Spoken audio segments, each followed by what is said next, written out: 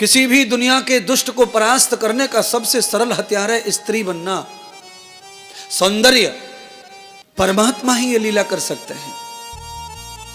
हमारी बहन बेटियों में ये शायद इतनी ताकत नहीं हो सकती, पर स्त्री का अर्थ होता है कभी न झुकने वाली शक्ति। खूब लड़ी मर्दानी वो तो झांसी वाली, बड़े बड़े वीर योद्धा पुरुष धराशायी हो गए। कहते हैं 5 मंजिल ऊपर महल से, 5 मंजिल ऊपर महल से घोड़े पर चढ़कर कैसे कोई कूद सकता है। झांसी की रानी महल की छत पे से घोड़े को लेकर उड़ गई, कूद पड़ी ऊपर से। और क्या मजाल है कि वो गिरी, बच्चा गिरा या घोड़ा गिरा हो, इतना ट्रेनिंग दिया घोड़े को है। बाल विवाह हुआ था झांसी की रानी का, छोटी सी उम्र में विवाह हो गया था, 5-7 साल की उम्र में। और बहुत बड़ी होने के लिए इंतजार भी हुआ, गौना हुआ फिर बाद में, और गौना करके ही तो झांसी आई थी। वैसे तो महाराष्ट्र की हैं, बनारस भी गई। झांसी की रानी का इतिहास याद आया है तो हमारे अंदर भी कुछ लक्षण ऐसे हैं, आपके अंदर। आप झांसी की रानी कब बनती हैं पता नहीं, पर कभी कभी काली माता तो दिखती हैं। भाई झांसी की रानी का रूप ज्यादा नहीं लेती हैं आप, पर काली माता का रूप लेती हैं। पर यह भी रूप अच्छा है, काली माता बनना भी अच्छा रूप है, पूजनीय रूप है।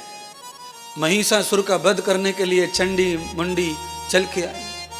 वैष्णव माता दुर्गा, माता पार्वती गौरी के शरीर से अनेक शक्तियों का अवतार हुआ राक्षसों के वध के लिए। तो हम काली माता को ऐसे व्यंग में लेते हैं, पर व्यंग में नहीं लेना है। काली माता शक्ति का रूप है। भगवान शंकर के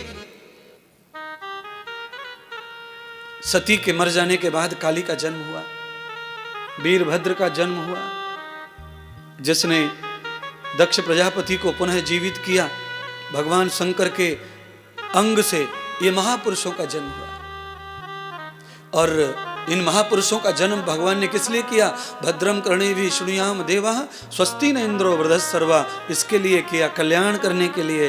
दक्ष प्रजापति ने पाप किया, गर्दन कट गई नंदी के द्वारा, यज्ञ अधूरा रह गया। अब कैसे उद्धार होगा? कोई यज्ञ अधूरा रह जाए तो नाश होता है, तो भगवान शंकर तो कल्याण करता है। उन्होंने अपने शरीर से वीरभद्र को भेजा, भद्र माने कल्याण करने वाले योद्धा को, और जाकर के दक्ष प्रजापति को जीवित कर दिया। बस फर्क इतना है कि वो थोड़ा जानवर बना, पर कल्याण कर दिया। जरूरी ये नहीं है कि हम जानवर बनेंगे तो कल्याण नहीं होगा, हो जाएगा। आप जानवर ऐसे बनिए जिसमें कल्याण हो सकता हो आपका। भागवत में एक कथा आती है कि राजा जो भरत हैं वो हिरण के साथ मोह कर लेते हैं और डेथ हो जाती है, तो अगले जन्म में वो हिरण बन जाते हैं। बृहतो जन्मसुतान संस्कारम विधि युक्तानाम सर्वम। 100 जन्मों के संस्कार मनुष्य के जन्म में रहते हैं, और मनुष्य जन्म के संस्कार आगे के 100 जन्मों में रहते, वो मिटते नहीं हैं। इसीलिए कोई कोई गाय, कोई कोई भैंस, कोई कोई कुत्ता इतना संस्कारी जन्म से पैदा होता है कि क्या कहना महाराज। आपने सुना होगा उज्जैन में मैंने कहा था कि गाय ने हमारी गौशाला में बछड़ा दिया है, और वो बछड़ा ऐसा पैदा हुआ है कि दूसरे दिन से ही वो गद्दी पर बैठता है, जमीन में बैठता ही नहीं है। एक दिन के बछड़े को ये ज्ञान किसने दिया कि उसे गद्दी पर ही बैठना है? आज तक भी उसका वही संस्कार है। 3 साल का जो बछड़ा होता है ना, इतना हो गया 2 महीने में वो बछड़ा। अद्भुत आत्मा उसकी है, क्योंकि 3 साल का विकास 2 महीने में हो चुका है। ये किसी दिव्य आत्मा का ही शरीर होता है ऐसा, जो शीघ्र विकास करता है, बुद्धि का, चरित्र का, स्वभाव का, स्वरूप का।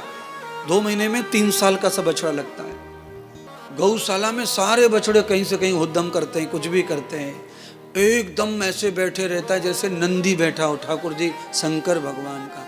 न डोलता न बोलता न कुछ ऊधम, डोलता बोलता भी नहीं है। अपनी माँ का दूध पीता और बैठता है बस एक जगह, फिर भूख लगी फिर पीता फिर बैठता। हमने कहा ये देवता जो पैदा हुए हैं इनकी माँ का दूध बाल्टी में निकालना नहीं, पूरा पूरा का पूरा पीने दो। जितना चाय पिए क्योंकि उसके स्वभाव में, उसके चरित्र में अदिव्य आत्मा का वास दिखता है। वैसे तो गौ माता के सभी आत्मा में वास ही है, पर कोई कोई और दिव्य आत्मा, कोई और दिव्य आत्मा होती है।